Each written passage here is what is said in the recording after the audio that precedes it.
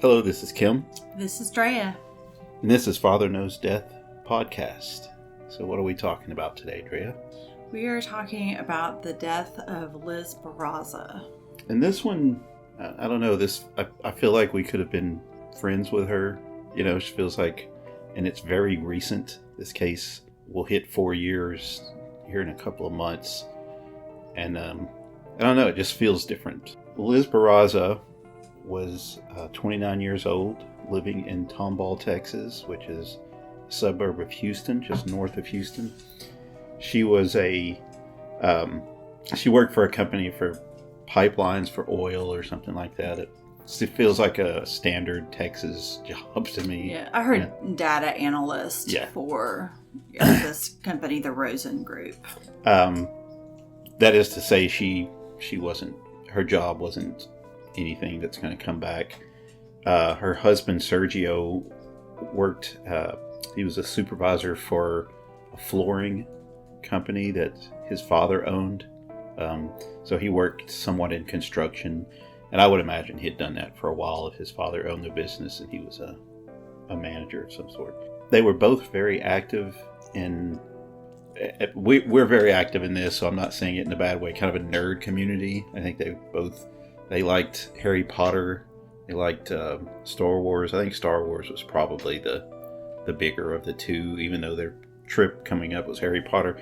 They were both in the 501st, which is a Star Wars themed charitable organization, and does great work. They make sure that all of their members have costumes that are really true to the series, so you have to get your costume approved through them so that everything just looks spot on. And they do events at children's hospitals and all kinds of fundraisers.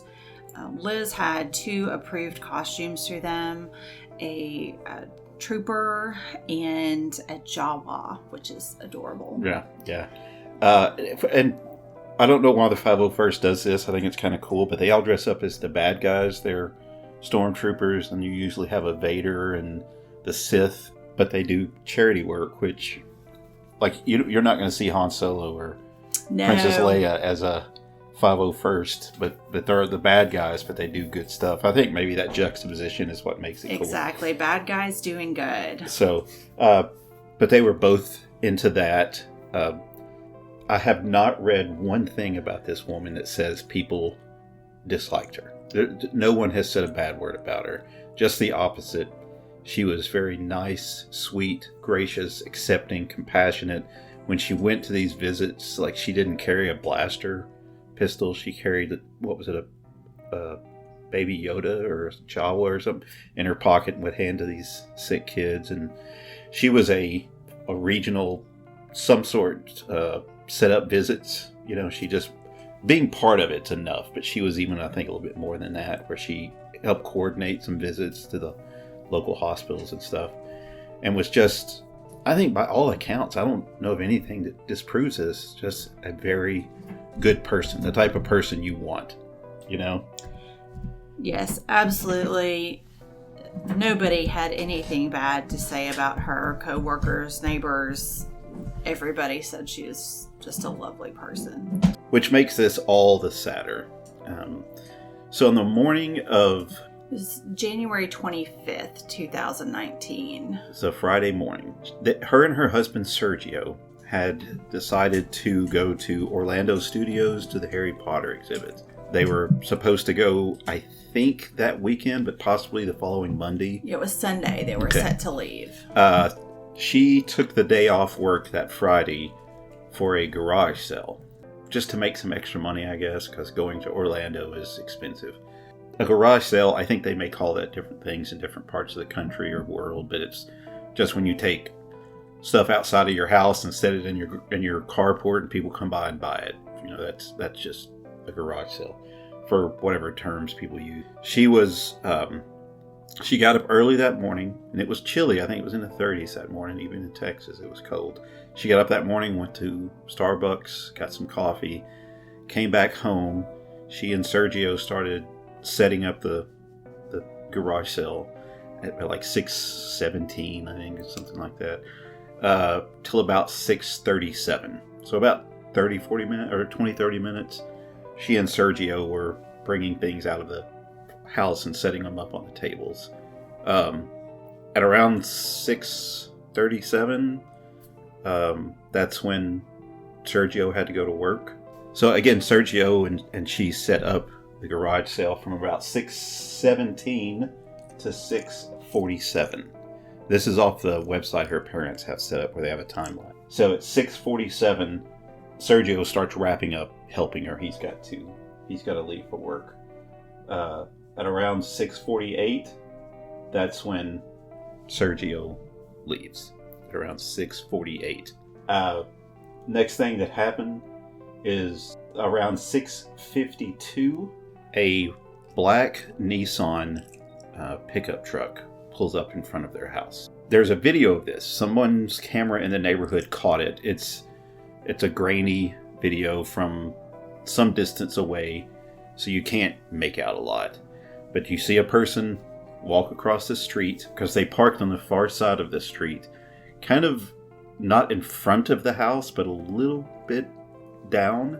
So the person has to walk at a little bit of an angle across the street, walks into the carport. So they cross the street, walk into the driveway.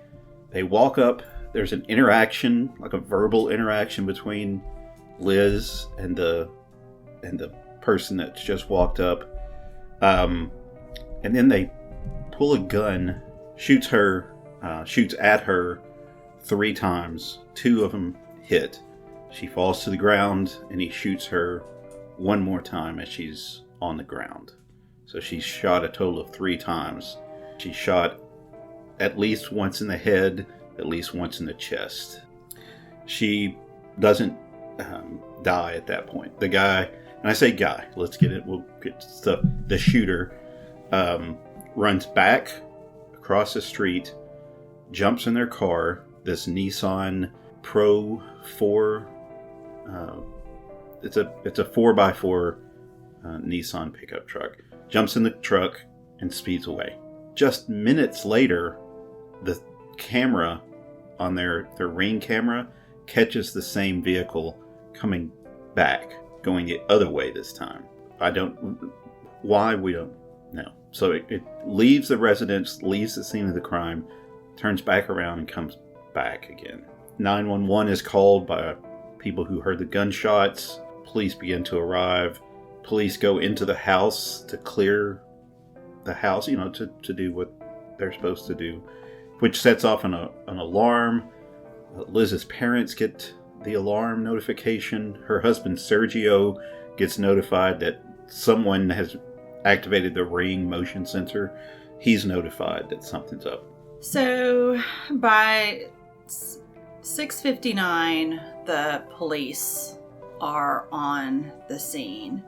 And so 6:52-ish is when Liz is shot, and they're there by 6:59. So they arrived very quickly in response to neighbors' 911 calls.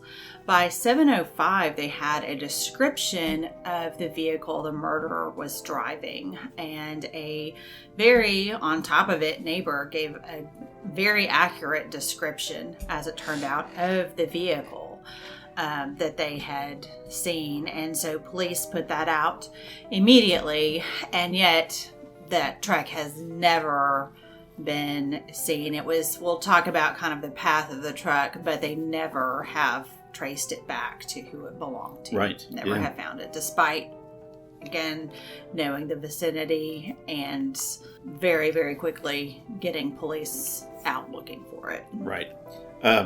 She is med-flighted out, ironically, to the same hospital she used to liaison with the 501st, and passes away the next day from her injuries. Her parents on the website post that she was an organ donor, and she, they say, saved 4 people's life and gave 1 person's sight. She donated.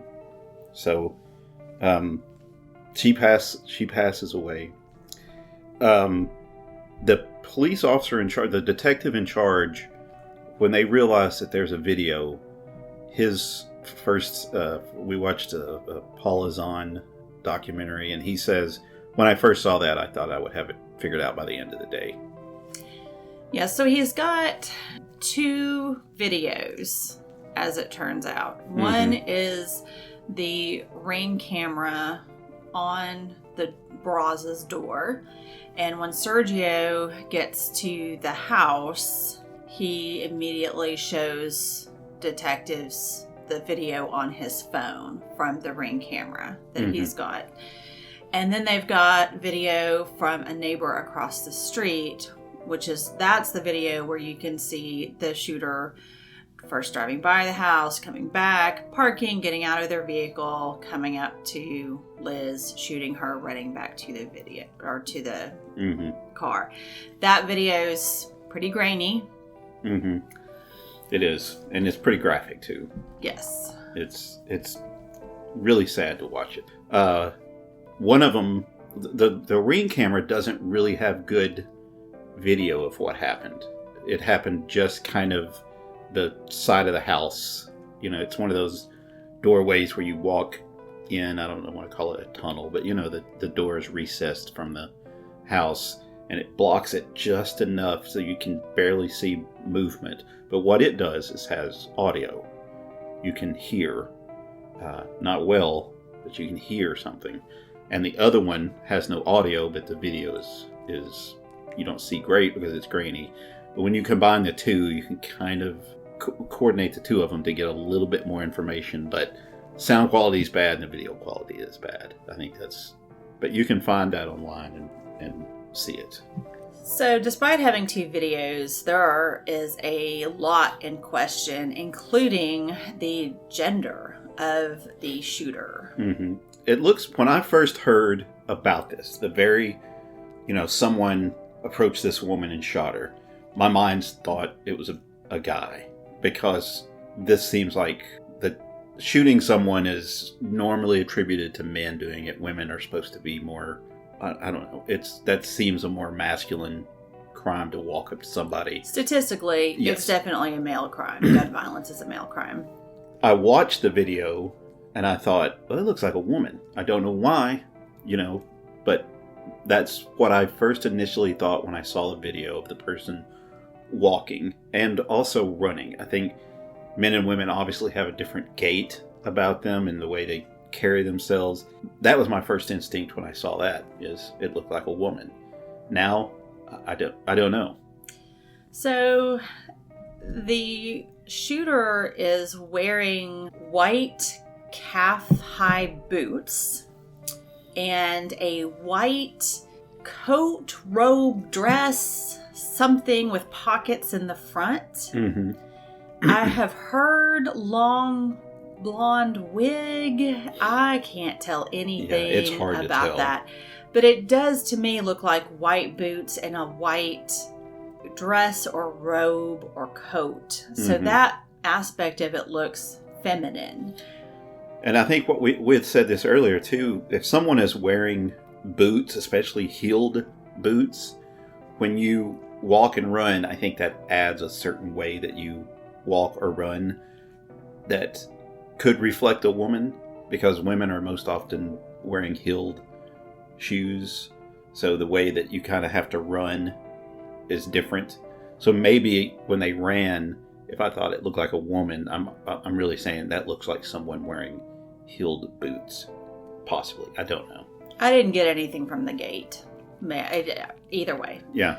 The voice. So what you can hear on the audio is you can hear Liz say, I always hear it said good morning. When I hear it, I hear morning. Yeah.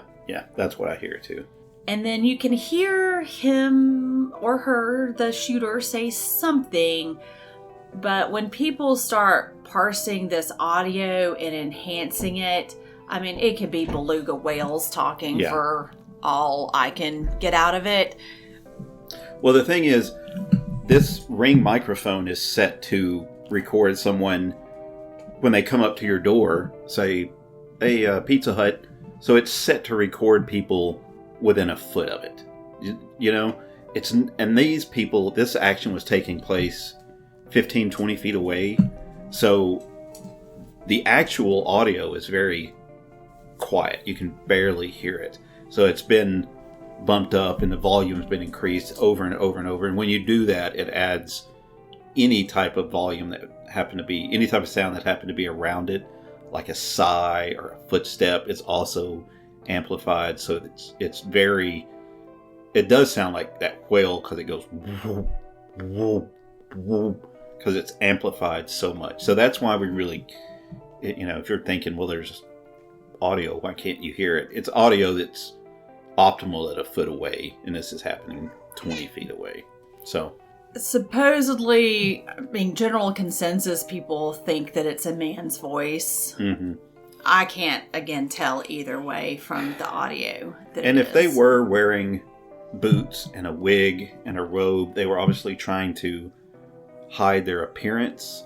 What's to say they didn't also try to hide their voice? In other words, just talk like this, say how you do. What's to say they didn't switch it? Somebody analyzed it, put it through a gender voice analyzer, and it came back 89% male. But that just means the person sounded like a male. Did they do it on purpose, or were they? I don't know. Yeah, so what to make of this whole outfit this shooter was wearing? Obviously, white boots and a white coat seem to me like the last thing you would want to wear when you're committing a premeditated murder. Mm-hmm. And we'll get to why we know it's premeditated. But so really the only explanation that seems feasible is that they're trying to disguise their identity in some way. There has been supposition that they're trying to point it towards the 501st because it's supposed to be like a Princess Leia with the boots. Yeah. Obviously, nobody from the 501st put stormtrooper boots on and decided to go murder her. That does not make any sense. Yeah. But could this have been the shooter's attempt to disguise their gender, disguise their identity, point the finger in a different direction? I guess, but the problem with that is they were under the assumption that they would be filmed or someone else would see them, because they didn't care what Liz thought. They were going to kill her. Maybe they killed as they worried about it as they approached her, but what they're wearing does not say, hey, I'm a good person, if what we think they're wearing is. In other words, Liz saw someone get out of a truck walking up to them just before 7 in the morning wearing thigh-high boots and a wig. That's something that you would go on alert over. What the hell is this? So I don't think they were wearing something. I don't know. That whole thing seems off to me. It's odd. It's odd.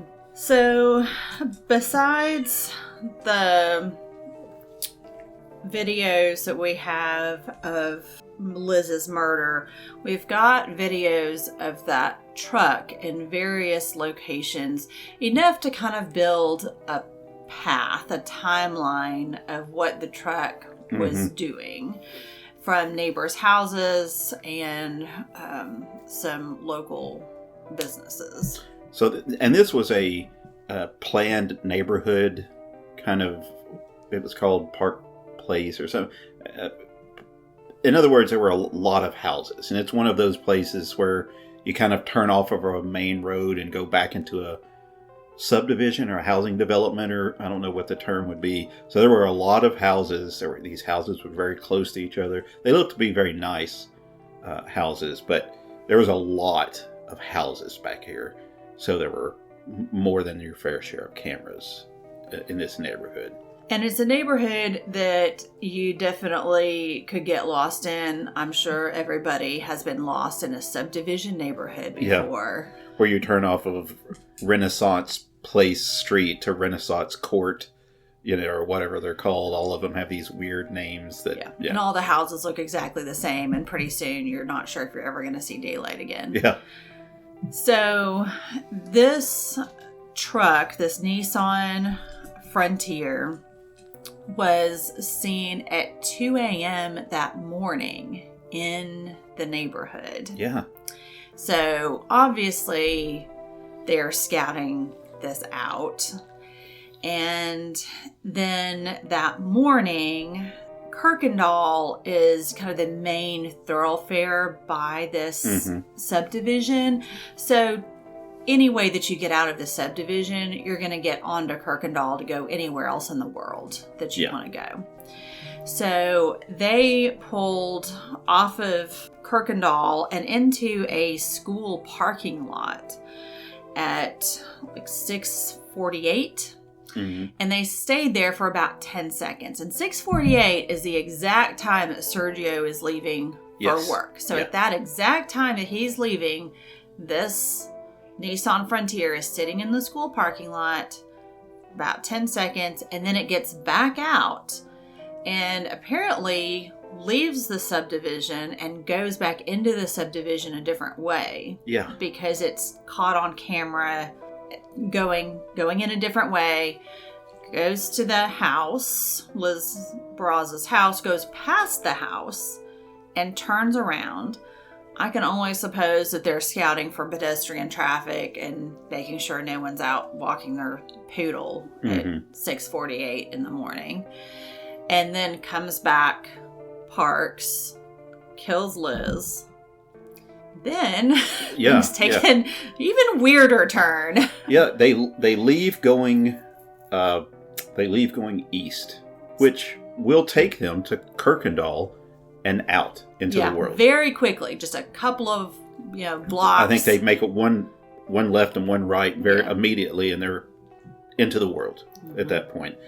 But instead, they do a U-turn right around the area of Kirkendall and come back into the neighborhood and go back by the Barraza's house, where Liz is still laying on the ground at this point.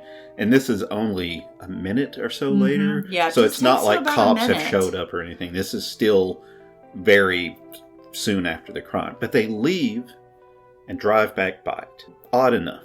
They're caught on camera a couple more times. They go down a road, and they follow this road all the way to the end. They're still in the housing development. They follow this road, Sandusky Road, I believe, all the way to the end, and it ends in a cul-de-sac. There's no video of them leaving this cul-de-sac, and there would be. Right? There was cameras. A neighbor's video or camera that was right on there, so we would know if they left the cul-de-sac. So they either stayed in the cul-de-sac and parked in one of the houses there, which is not true because they were caught later on other cameras, and of course the police investigated that area down there. So they didn't stop in the cul-de-sac at somebody's house. They didn't come back out of the cul-de-sac, but the cul-de-sac doesn't.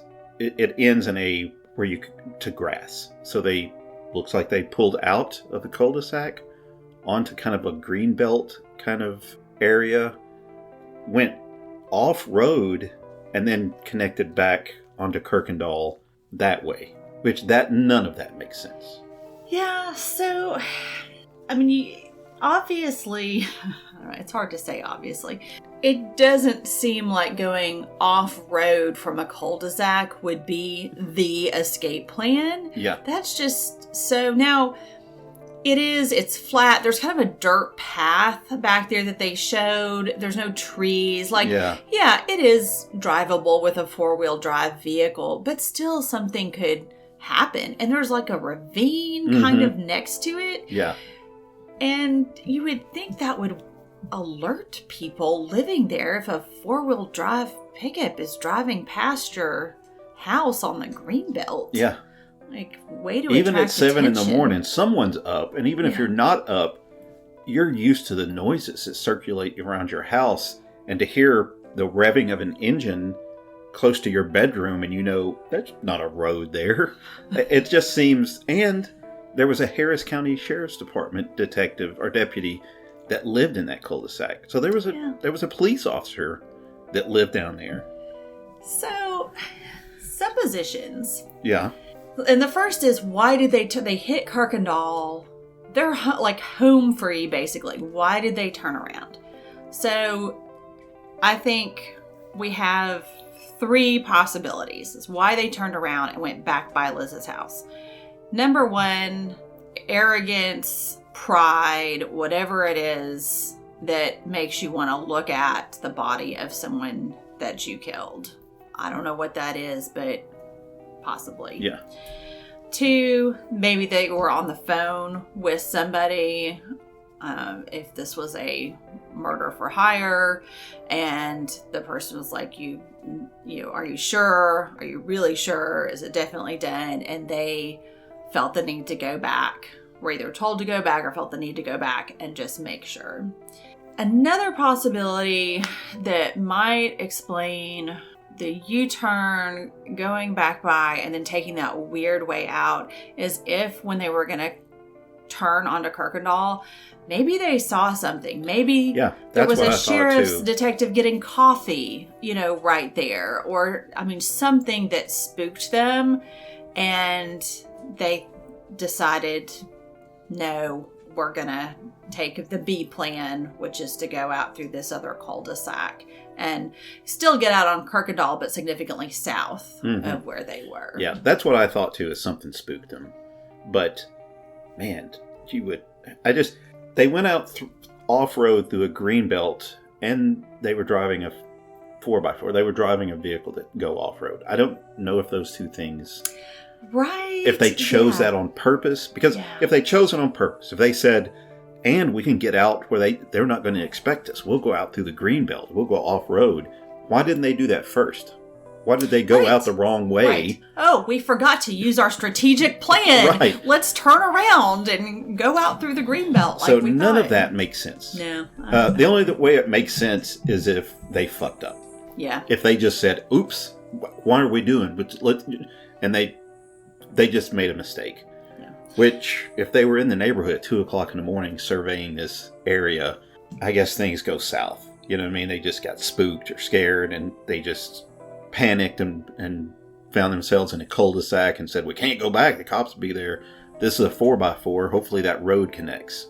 That road, there is, like you said, a dirt path kind of back there, I guess, for like maintenance or something. Or for kids or something. Yeah, and the only other thing I could think of is if they meant to take that green belt because their plan was to dispose of some stuff like in that ravine there, but it's still like a searchable ravine. Yeah, it's not like a river. Right. No, it's like, I don't know. Water looks like it might go through it sometimes. Yeah. So, I don't know. That would be not a great plan, but that's the only other thing I could And there would be with. ruts in that. Yeah. The cops could go down there and go, yeah, this is where they went. There's fresh tire marks, which you don't see on pavement. Anyway, I think we've talked that to death. It was a very odd set of circumstances this truck did. Went one way, turned around when it was almost free, went back, and then went out off-road in a city where you don't have to go off-road. Police are there. The parents are notified. Liz's parents are notified by the alarm company. Sergio, her husband, is notified via the ring alarm. The parents get there first, and they realize what has happened. I think they actually got there after the med flight. I think. Yes, the med flight had already left with her. So, and Sergio gets there at like 7:51. It's almost an hour after it happened, which, if he didn't know about it until someone opened his door, until the cops opened his door, that could have been 7:30, before he even knew about it. It took him time to get home. The cops are there. Sergio, the family, everyone's there. They get statements. We'll talk about what happened here in a little bit, but then they get to the hospital and spend their last time with her. So, police detectives, and certainly we've covered a lot of cases with some very shoddy police work and some criminal police work. But in this case, I have nothing bad to say about the police work in this case. The original lead detective, Michael Ritchie, seemed very motivated to solve the case and very thorough. Mm-hmm. They just seemed to be on top of everything very quickly. And again, at first he's thinking, oh, we're going to solve this, no problem. And they just really hit this wall. Yeah, it's so weird that they have garbled, but they have audio, albeit garbled. They have video, albeit blurry, and they can't figure it out. I can only assume the cops diligently looked for that type of vehicle. Yeah, I mean, I can't. They had to run at least the greater Houston area, if not South Texas. Yeah, they searched, they had the year between like 2013 and 2018 Nissan Frontier. They knew it was a Pro 4X crew cab with no roof rack. They knew a lot about this truck, and yes, there were a lot of them in the area, but they diligently searched for all the Nissan Frontiers in this area and didn't come up with any leads. Yeah, no leads on the truck, which you can disguise yourself. That's what that truck was. You know what I mean? Mm-hmm. They know. Mm-hmm. The way the headlights, and they have video, they know what type of truck it is, and they still can't find it. That leads me to believe that it's not in that area. Like, it's not even from South Texas. Yeah. I think that truck is from somewhere further away. Like, when they finally got on Kirkendall and got out into the world, my opinion is those people drove for hours before they stopped again. They got out of Houston, out of Texas, and either into Louisiana or Arkansas or Oklahoma, wherever they were going. They were gone. I don't think that truck is native to the area. They would have found it. So the investigators very quickly start looking for motive. When they can't find the truck, nothing else immediately. Okay, well, who's got motive to kill Liz? And they didn't come up with much there. No one. They kept her family, her friends, and people. No one hated her enough to kill her. No one disliked her. She was just the person that, people liked her. She was a nice person. She was a good person. So, yeah, they hit a dead end really, really quickly on motive. They couldn't find anybody that would want her dead. So, I think in a lot of these cases, when a wife is killed and you don't immediately see something, your instinct is to go to the husband. And it's not a bad instinct to have. That's normally the case. So they begin looking at Sergio. Would you like to speak in favor of Sergio? You'll find out here in a minute. We kind of disagree. I don't think Sergio did it, but I don't think he didn't do. I can't defend him. I can just say, okay, why? What's his motive? Why would he want to kill his wife? There's two reasons you can think of. One, she had a nice insurance policy of $250,000. If she died through other than natural causes, it says murder in places, but I've also read insurance people say there's no clause for murder in life insurance. It was going to be $500,000, $500,000. Double indemnity clause, which is a fantastic movie. You should watch that movie. Yes. Yeah. So he stood to gain $500,000 if his wife died. Now, they talked to him at the scene, or they talked to him at some point about the life insurance, and he said, I don't know how much it is. Could he have been lying? Of course. I don't know how much yours is. I know I'm not the beneficiary, but I don't know what mine is. I don't know what anybody on the planet's. Like, if you'd have asked me, what's a standard payout for life insurance? Before I read this, and now I have it in my mind that $250 maybe, I would have said, I don't know. I don't know, $20,000, $100,000. I don't know. So him not knowing doesn't mean anything to me. They're saying like, yeah, he undershot. He said it was only $100,000 and it came out to be $500,000. That's suspicious. I don't think he just didn't know. And he still hasn't gotten the money. That money's not going to be paid out until the case is cleared. And if he had a hand in it, he had to know it was going to be a long time before he got that money. And he was only going to get it if he was cleared. So is money a good motive? I don't see it being a great motive. The other one, and the more probable one, is he had a girlfriend. He didn't want to be in this marriage anymore. If he gets rid of her, he can go to his new love. No one has any indication that was the case. Family or friends. Moreover, police. They couldn't find anything on his phone, on his computer. Nothing that shows. He also didn't have a girlfriend. Nobody saw him with someone or talking to someone or anything. Now, what is it? 4 months later, he meets a girl and they wind up getting married a year or so after that. So he's remarried and people think, oh, it's only 4 months. Venus is here. To me, if you go from being with someone and being in love and being happy and they're taken from you, that loneliness he was feeling had to be horrific.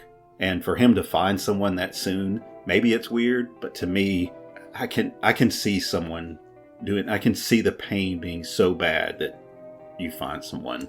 I will haunt you I if will you not. date again I will after never. I die. I will never find any. I'll go the rest of my life. I if will have something them were to murdered happen to from you. beyond the grave. No.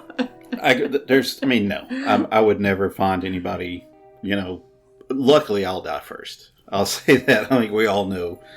But my point being, I don't think it's weird for someone to find a girlfriend 4 or 5 months after and go into that. So I don't see the motive. I don't see how his life improved when his wife died. So would you like to, counselor, would you like to take rebuttal? Yeah. Okay. So we absolutely know it's not Sergio in the truck because he does have an alibi with his coworkers. Mm-hmm. So airtight, it's not him in the truck. So if he did it, it would have had to have been that he paid someone to do it or that he got his potential girlfriend to do it for free. Those are the two options. No, they didn't find evidence on his phone. Burner phones are very cheap and readily available. If he paid someone, there was no, cash. They didn't find it. But he did work for his family business for his father. I imagine that potentially he could have gotten money out of that business. They didn't find it. I agree. Again, if you have your girlfriend do it, you don't have to pay anybody. And that makes things one step less complicated. So when my questions are, if whoever it was didn't know about the Ring camera on the Barraza home, why did they park out of range of it? It would have been, if you're going to drive up to somebody and shoot them, first, if you're a professional or a gang member, you just shoot from your car. They would have gotten very close to her just from the car. They got out of the car, but instead of parking right in front of the driveway where she was, they parked behind her car down the street. Why have that much more distance to travel back and forth unless you're trying to stay out of that Ring camera, which they did pretty much 95%. There's like a sleeve. You can't say anything. So was it just that they got lucky to stay out of the Ring camera? Maybe. But you're saying they knew because I think they knew. Sergio knew. Because who else is going to know about that Ring camera there? Potentially, but you've got to go through a lot of extra steps for someone else to know that they had a Ring camera and that she was going to be by herself out in front of their house that morning. So for this garage sale, they didn't advertise online or in the paper. They did put up a couple small signs. That's a good point. None of those signs say woman will be outside by herself. Why would you think, oh, I'll plan to murder this person who's out in front of her house? They couldn't have known Sergio wouldn't be there unless he told them. And they just so happens that they pull into that neighborhood at 6:48 exactly as Sergio is leaving. Now again, okay, maybe they had this all scouted. They knew when he left for work every morning, except that any morning but that morning, she would have already been gone to work. The only reason she was there was because of that garage sale. And that's just real intimate knowledge that you've got to have if they weren't tipped off. Yeah. That this was if happening. someone drove down to kill her, they found out when they got there the day before that she was going to be home at a garage sale. What do you know? And only found out if they saw the signs. Right. Because it wasn't on social media. So if it is someone from far away, they got really lucky that she was going to be home, and really lucky that Sergio wasn't going to be home, and that she was going to be standing outside of her house instead of them having to knock on the door. Friday was an odd day, and if someone had meticulously planned to kill them, everything was wrong that morning. Mm-hmm. If they were like, we'll wait till she leaves for work, and when she comes out to her car, we'll shoot her. Oh, there's a garage sale. Sergio's going to leave. She's going to be by herself. Boy, that's convenient. So, yes, the garage sale is a very odd development. So Sergio is in his car, wherever he gets the notification. The motion detector at his house has gone off. He looks at the video on his phone, and the live feed shows police with police tape. Mm-hmm. He rewinds the camera footage and hears 3 gunshots and his wife screaming, and watches that several times. He heads back towards the house. There is definitely a discrepancy about whether he tried to call Liz. Her parents say, her mom said, the alarm company called us, said we couldn't get a hold of Liz. They couldn't get a hold of Liz and the alarm was going off. The first thing they did was try to call Liz.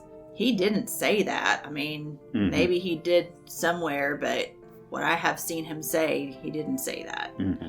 Then I can't imagine even getting past the police and the police tape out in front of your house. I mean, I think at that point you're immediately on the phone and turning your car around and heading back towards the house. And you're hitting your wife's number over and over and over again while you speed back towards the house. Mm-hmm. He got to the house. He shows the detective the footage on the Ring camera. The detective said he thought it was odd how unmoved he was by audio of his wife screaming as she was shot to death. Right. So here's the rebuttal to your rebuttal is they approached Liz in the driveway.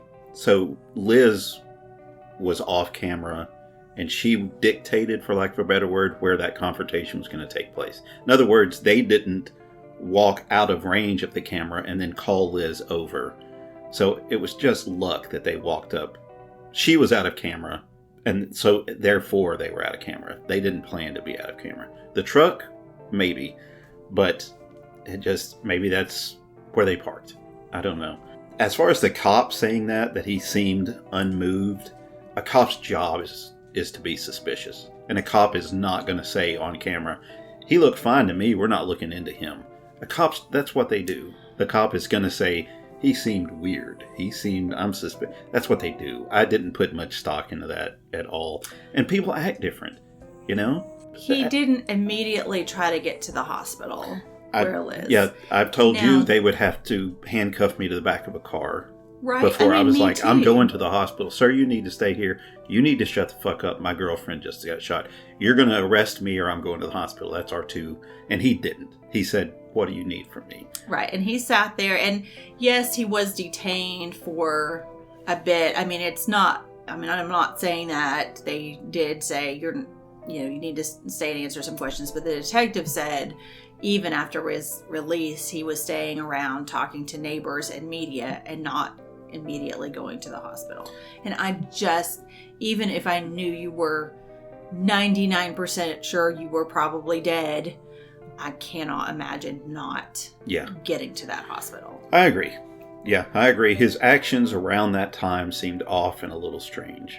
But it goes back to, how did his life improve? Because she died. So he could be with this new woman. And I know people do weird stuff all the time, but just say, hey, I want a divorce. I don't love you anymore. I'm out. You know? And sometimes they don't.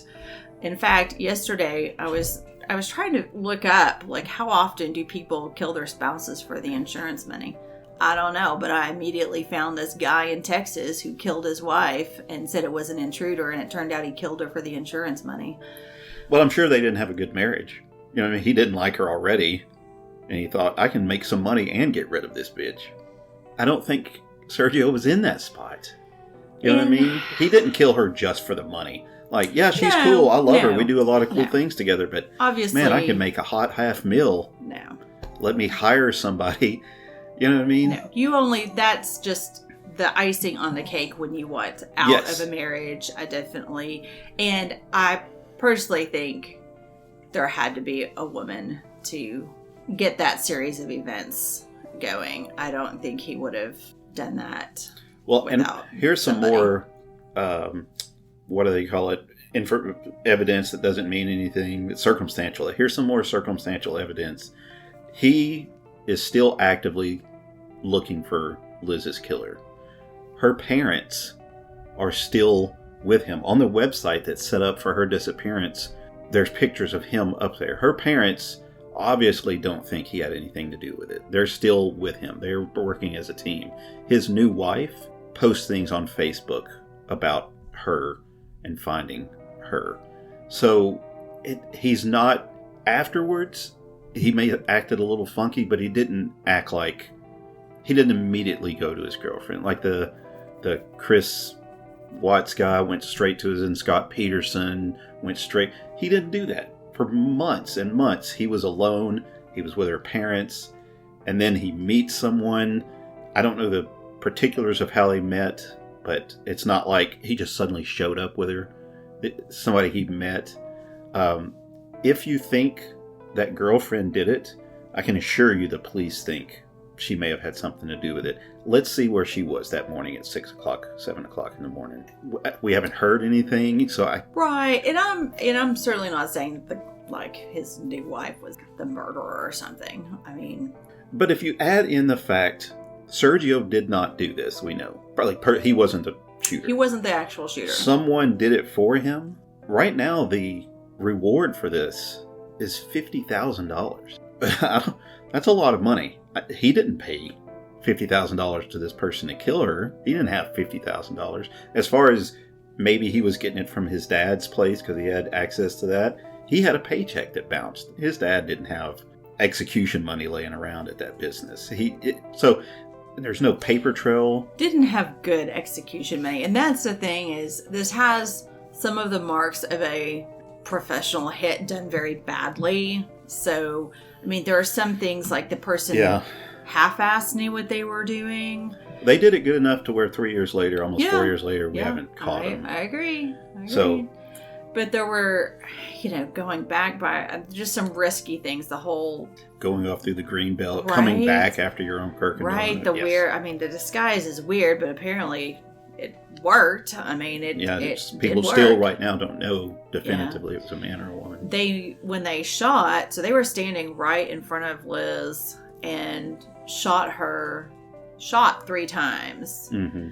One of them missed. One of the bullets missed her at pretty much point blank range. Mm-hmm. So they knew how to shoot a gun. They have determined this was a revolver. Yeah, there was no casings. The person didn't pick up any brass, and they found no casings, so they assume it's a revolver. But they weren't good enough to either shoot from a car or some kind of distance. I mean, again, they could have pulled right up next to her and shot from the car if they were professional. Yeah. So, all that to say, I don't think if this was a hired person, whoever hired them, that it was somebody that cost $50,000. Right. I don't think they got their money's worth out of a $50,000 hitman. Yeah. So I think Sergio could have done it. There's nothing that says he couldn't, but you're not going to be able to prove he didn't until you prove someone else did. Right? Right. So, and he's the most likely suspect almost by statistics. To say there are no other suspects, there are no other motives. They can't find a single thing in this woman's life where someone wanted to kill her. Now, there are 2 things that kind of stand out to me. She was from Texas, but she had lived in a couple of different places. She lived in Florida for a while. The police came out and said they have a warrant for someone in Miami. I don't know how that got out, freedom of information or something, but they went to Miami to talk to someone. Yeah, they interviewed them. I mean, it was never went past interview. So that leads me to believe that they went there because of her, I don't want to say her old life. That sounds like, in her past. Something in her past drew them out to Florida, I think. My belief is she wronged someone at some point, a jilted lover, or she screwed over somebody at work, or something relatively minor, that this person, through just repeated anger, just let this fester for years, and hated her, and couldn't find her, didn't know where she was at, and finally figured out where she was at and says, this bitch isn't getting away from it. I'm going to do it. You remember that scene? It's a comedy, but there's an Adam Sandler movie where he calls Steve Buscemi and apologizes for the way he treated him in school. It's a Happy Gilmore in one of those Adam Sandler movies where he feels bad about he was a bully in school, so he's like, calls this guy and is like, hey, sorry I treated you that way, man. It was really wrong of me. And Steve Buscemi's character is like, yeah, cool, thanks, man. They hang up the phone, and then Steve Buscemi's character turns around. He's got a list on his wall of people I want to kill, and he marks off Happy Gilmore's name because it's funny. But point being, you don't know what's going on in somebody's mind. And that's extremely far-fetched, but it's the only thing that makes sense to me outside of maybe Sergio. But that doesn't, like I said, I don't make those connections. It just seemed like she made somebody mad a long time ago, and they held on to it for a very long time and killed her. That's crazy. That's absolutely insane. What else? Yeah, I mean, it is insane, and it just generally in those circumstances, there's a lot of like stalker activity and threats before it finally gets to murder. I mean, usually people are threatened and stalked by people for years before they end up getting killed over these kind of things. But yeah, I mean, it's possible that, I mean, obviously you have to be a crazy person to do that, but there are, I guess, crazy people out there. Yeah. Well, I saw something that said the first thing they look at is who benefits from her death. And I think that's where Sergio comes in, because if he was unhappy, then he did benefit from her death. But, I mean, nothing shows he was unhappy. Show me that they were happy, though. I think that's the default. People are married and they don't argue in public, and people know them, and it's like, oh, they're fine. They're happy. That's not always the case, but I also think 90% of marriages are like that. You know what I mean? You're just like, yeah, we're married. This is the way it is. So I just think by default, a married couple is, if they seem happy, they're probably not murderous toward one. So I think that was... I just think there are plenty of couples where the wife gets murdered and afterwards people are like, oh, they seem so happy together. Yeah. But don't you think those are more isolated than the opposite? Don't you think most... Oh, there are. I mean, it's usually there's domestic violence and there's no evidence. I mean, that didn't happen here. Yeah. Absolutely. But, do you know what people are really thinking inside a marriage? When they shut those doors, you don't know what was going on. No, absolutely not. I think something would have leaked out somewhere. I think someone would know. I think Liz would have texted a friend of hers or told her mother or something, and there's nothing. Cops went in this like crazy, and they can't find anything. And her family is still with Sergio. I mean, they're still a team to try to find the killer. And if the parents still trust him and say, they have to have seen this too. They're very active in this. There's actually her dad says something about get this to as many people as we can. And that's one reason I wanted to do this, because it's solvable. You know what I mean? But they haven't turned their back on Sergio. And I'm not going to either. That sounds stupid. I don't want to say that. But if they're not, then I'm like, okay, I'm with you. If you think he's fine, I have to agree with you. You know the situation much better than I do. So if he turns out to be the killer, it's not like I'm going to go, that son of a bitch, what? I'd be like, that sucks. I wouldn't be surprised. But I wouldn't be surprised if they said, yeah, she ran somebody off the road and this guy had road rage and figured out where she lived and killed her because people are fucking crazy. They are, but road rage, And I just use that as an example. that's talked about, and that she made somebody angry on the internet. But, that just, yes, with road rage, in the heat of the moment, yeah, people in Texas shoot each other all the time. Everybody's got guns and they're nuts. Yeah.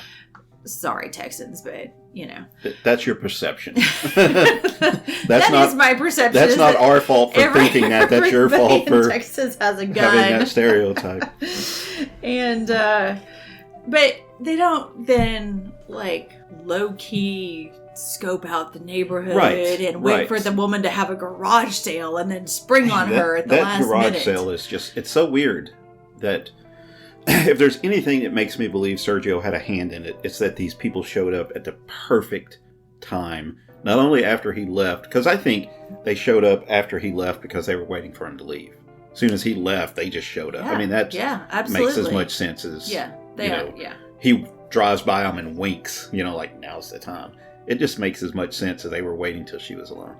But the yard sale, no one really knew about that, There were signs up, but the website that their parents made said they set up the signs the night before, which I assume they got home from work and put up a few signs in the neighborhood. Right?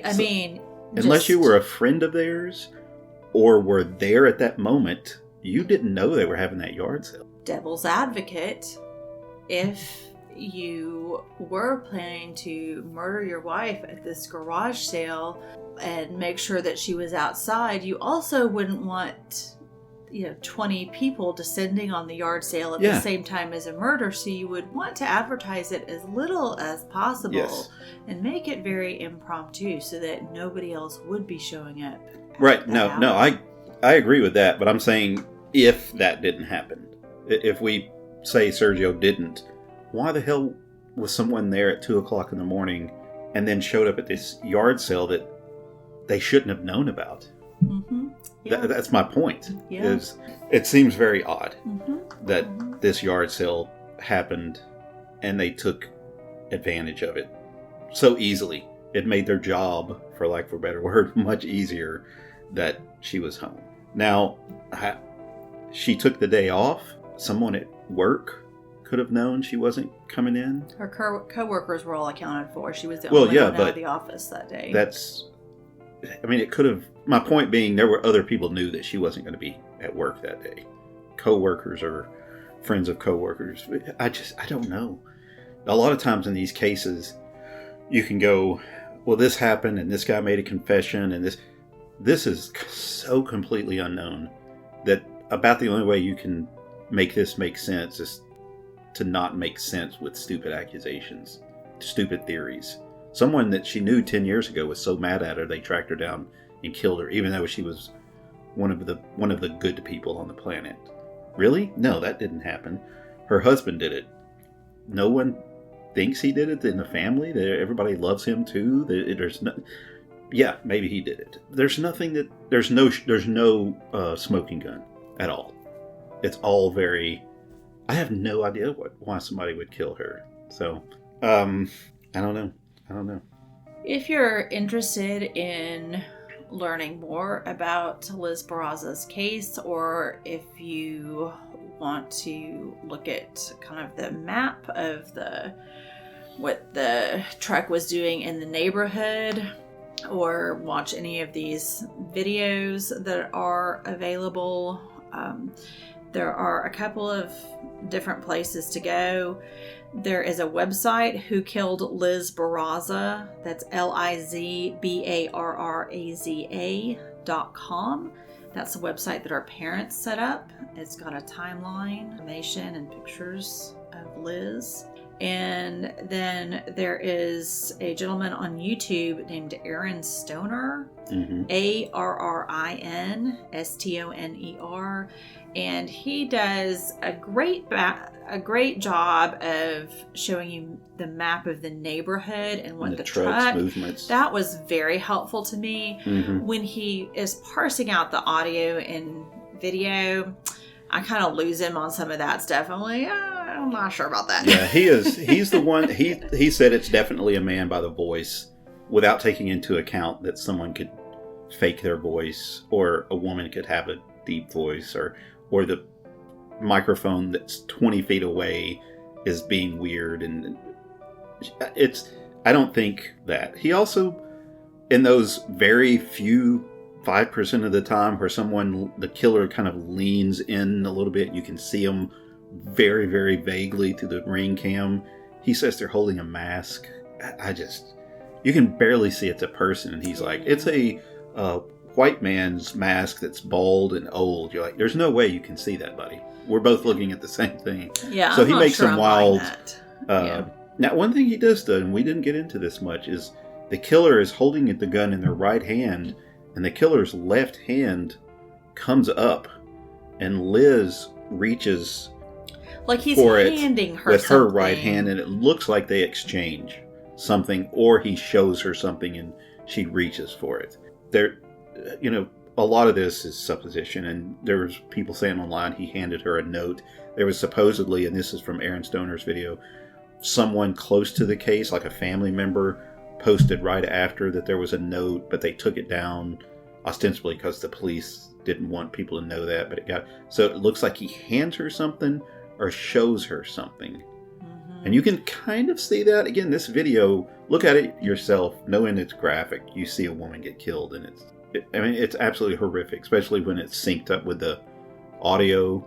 And even though the audio is garbled, you can clearly hear the gunshots, and you can clearly hear a woman screaming.